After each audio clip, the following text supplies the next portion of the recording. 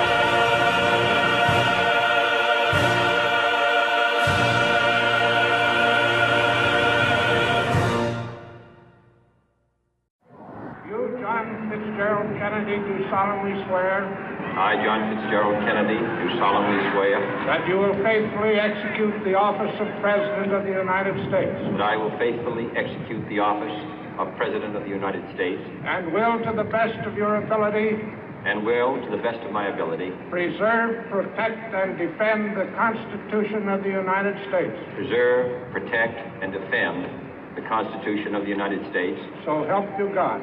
So help me God.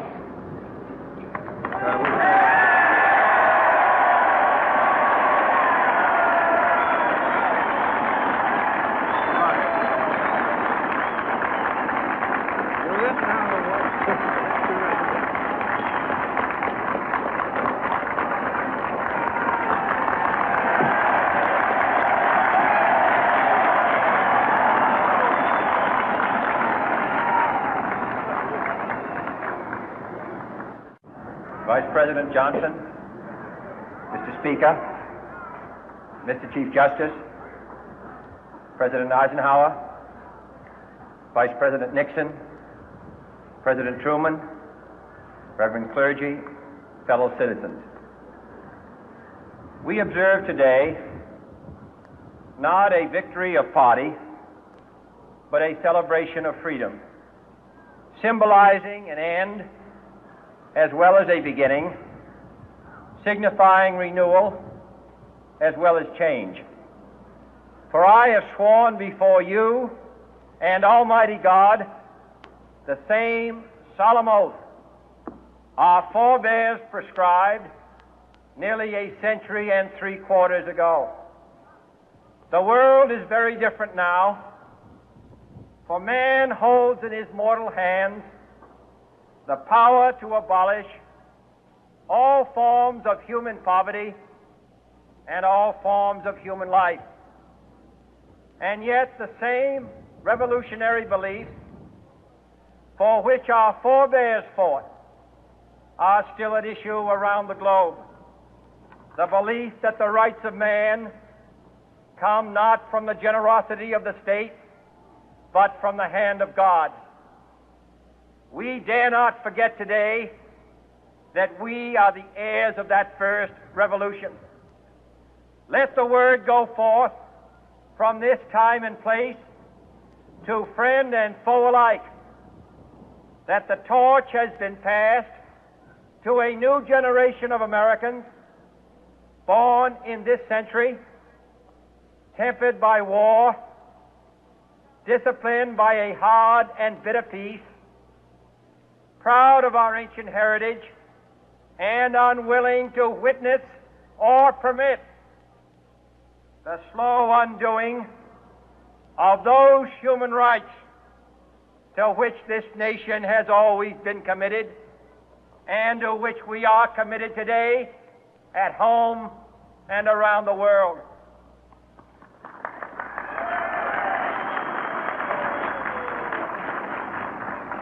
Let every nation know, whether it wishes us well or ill, that we shall pay any price, bear any burden, meet any hardship, support any friend, oppose any foe to assure the survival and the success of liberty.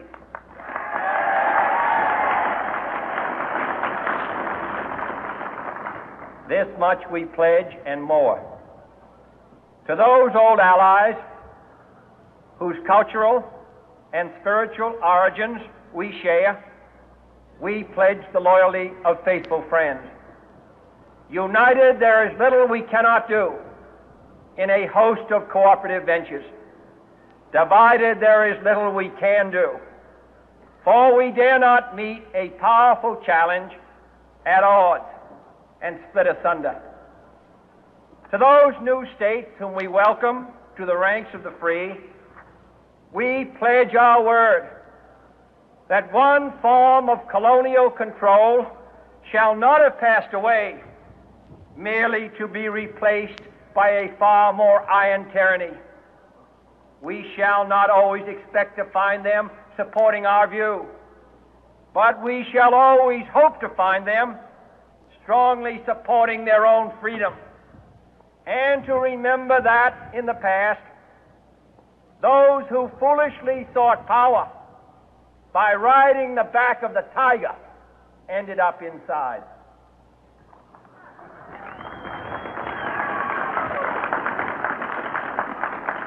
To those people in the huts and villages of half the globe struggling to break the bonds of mass misery, we pledge our best efforts to help them help themselves for whatever period is required, not because the communists may be doing it, not because we seek their votes, but because it is right. If a free society cannot help the many who are poor, it cannot save the few who are rich.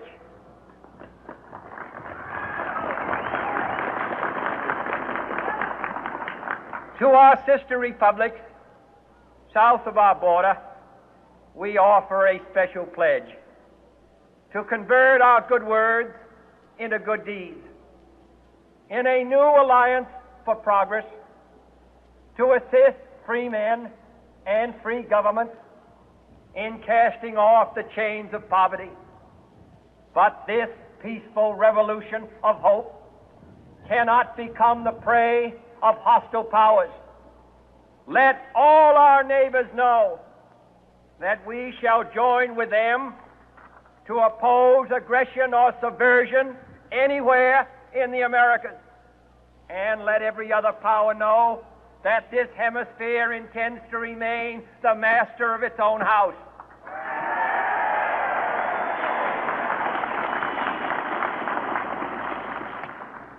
To that World Assembly of Sovereign States, the United Nations, our last best hope, in an age where the instruments of war have far outpaced the instruments of peace, we renew our pledge of support to prevent it from becoming merely a forum for invective, to strengthen its shield of the new and the weak, and to enlarge the area in which its writ may run.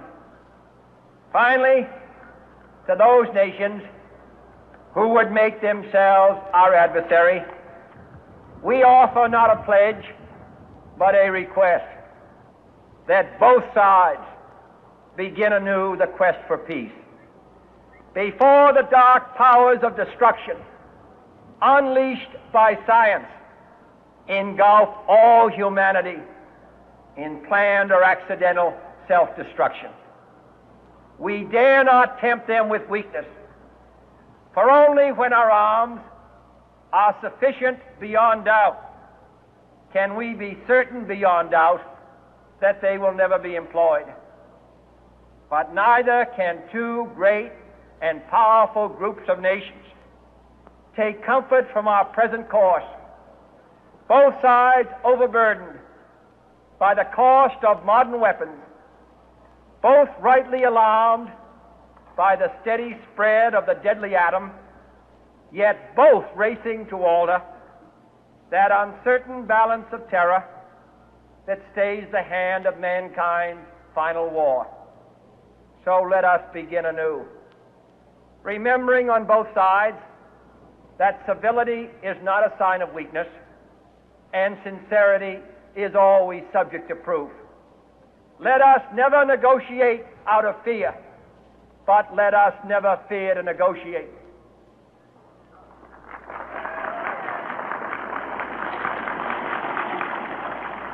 Let both sides explore what problems unite us, instead of belaboring those problems which divide us. Let both sides, for the first time, formulate serious and precise proposals for the inspection and control of arms, and bring the absolute power to destroy other nations under the absolute control of all nations.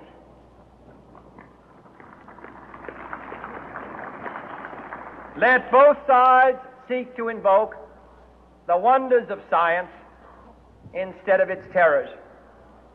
Together, let us explore the stars, conquer the deserts, eradicate disease, tap the ocean depth, and encourage the arts and commerce.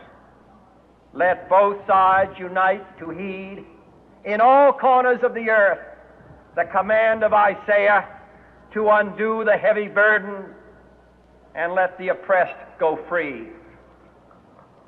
And if a beachhead of cooperation may push back the jungle of suspicion, let both sides join in creating a new endeavor, not a new balance of power, but a new world of law, where the strong are just and the weak secure and the peace preserved. All this will not be finished in the first 100 days, nor will it be finished in the first 1,000 days, nor in the life of this administration, nor even perhaps in our lifetime on this planet. But let us begin.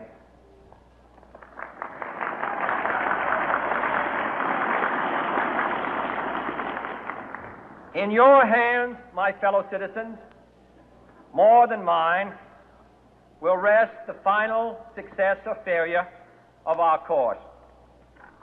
Since this country was founded, each generation of Americans has been summoned to give testimony to its national loyalty. The graves of young Americans who answered the call to service surround the globe. Now the trumpet summons us again, not as a call to bear arms, though arms we need, not as a call to battle, though in battle we are, but a call to bear the burden of a long twilight struggle, year in and year out, rejoicing in hope, patient in tribulation, a struggle against the common enemies of man, tyranny, poverty, disease, and war itself. Can we forge against these enemies a grand and global alliance, north and south, east and west, that can assure a more fruitful life for all mankind? Will you join in that historic effort?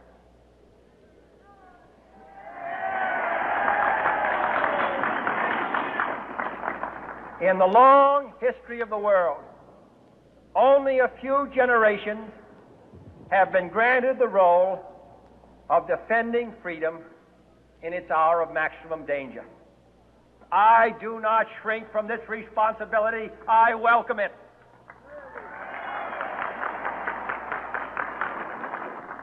I do not believe that any of us would exchange places with any other people or any other generation.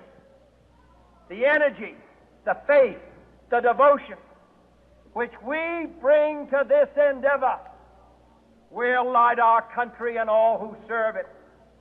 And the glow from that fire can truly light the world.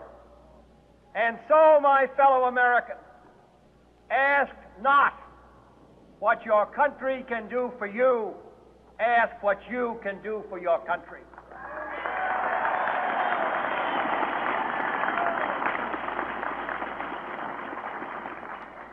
My fellow citizens of the world, ask not what America will do for you, but what together we can do for the freedom of man.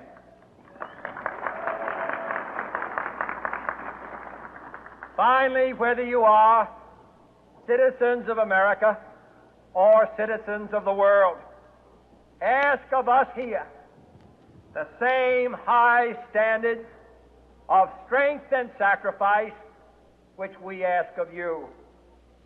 With a good conscience, our only sure reward, with history the final judge of our deeds, let us go forth to lead the land we love, asking His blessing and His help, but knowing that here on earth, God's work must truly be our own.